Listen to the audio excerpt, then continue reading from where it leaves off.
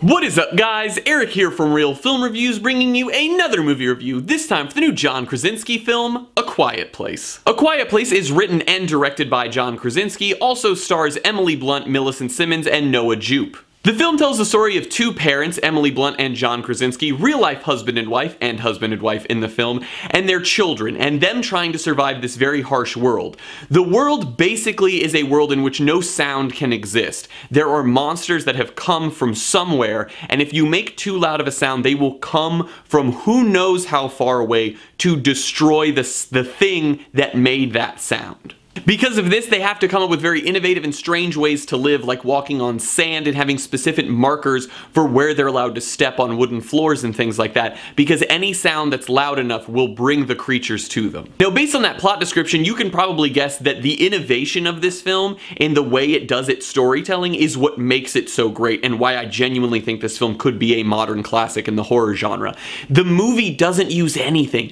Every little noise is so powerful and so loud in the film because everything else is so quiet. One of their children in the film is deaf, so when the camera focuses on her, we hear nothing just like she hears, but then if the camera will shift onto something else, then we hear everything that's going on. That alone was extremely interesting, not to mention that the whole film, they're using sign language or they're whispering very quietly for most of the time, and it makes it so this sound is so loud when it does come, because you get used to that silence, you get used to that very quiet sort of ambient noise, and then when something happens, it's so loud and it's so invigorating to hear that it just pulls you in and you're so shocked when it happens. All of the performances in the movie are great. Millicent Simmons, who plays the deaf daughter in the film, is amazing. She gives such a good performance. She has a lot of emotion and power in it. And then the kid who plays her brother, Noah Jupe, also gives a really good job. He's very fearful of this world. He has a lot of anxiety about everything that goes on.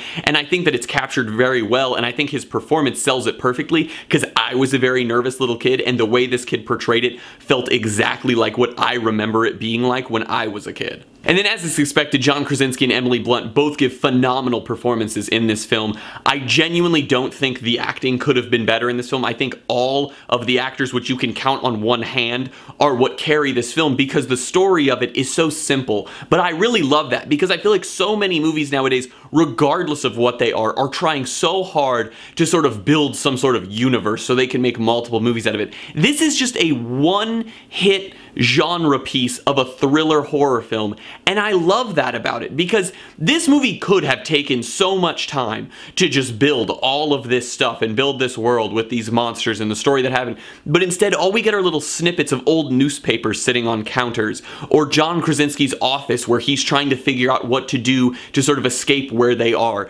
And I really love that, because rather than focusing on that, it just focuses on this family and these parents who just want to protect their children and survive in this harsh world. And I think that it's such a loving and passionate story in that sense, because it doesn't want you to focus on the monsters. It wants you to focus on the people. And even though we don't get a ton of character development, which maybe is a little bit of a problem, I still cared about them because I could tell this was just a loving family that was trying to make it through this harsh moment, and that was enough for me to truly worry and fear for them in the suspenseful sequences. And honestly, the thing that I'm most impressed with about this entire film is John Krasinski's direction. He did such a good job with this movie. He handles the suspenseful sequences perfectly. He handles the sort of like loving family moments perfectly. He captures the little bit of comedy and happiness that they have in this really, really weird world that they live in. And I absolutely adored that. He plays such a caring father, and his performance is so good in the movie. But then when you also remember he's the guy behind the camera who's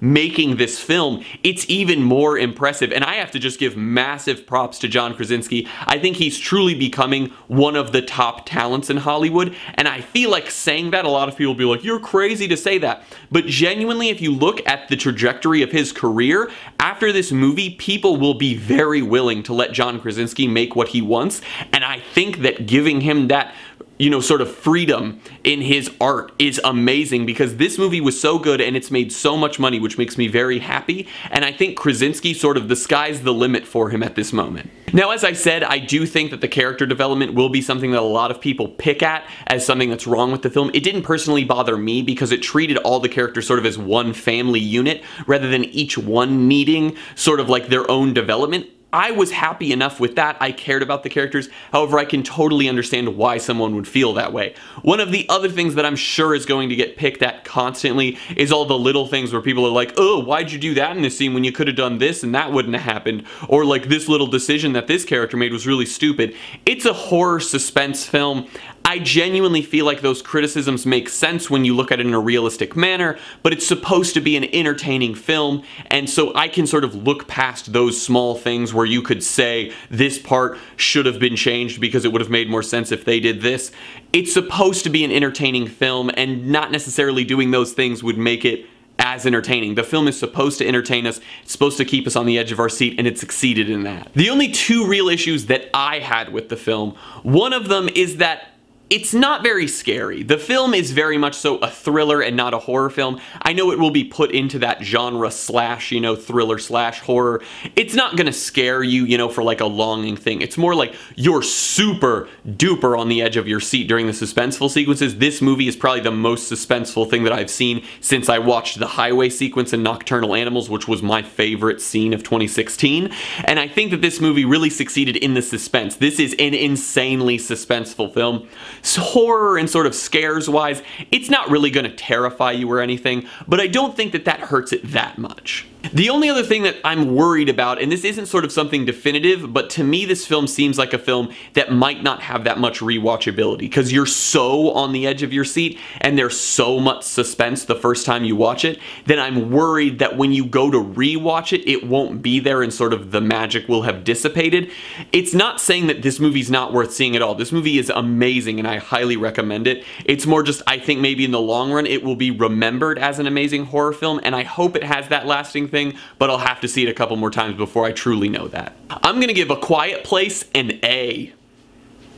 This is one of the most innovative and actually good thrillers that I've seen in a while. I left the theater having a great time, and I really think that everyone should go see this movie because I love it when small films that weren't really given much of a budget because there wasn't a lot of confidence in it end up doing amazingly, and this film's already done phenomenal, but I'd love to see it do even better.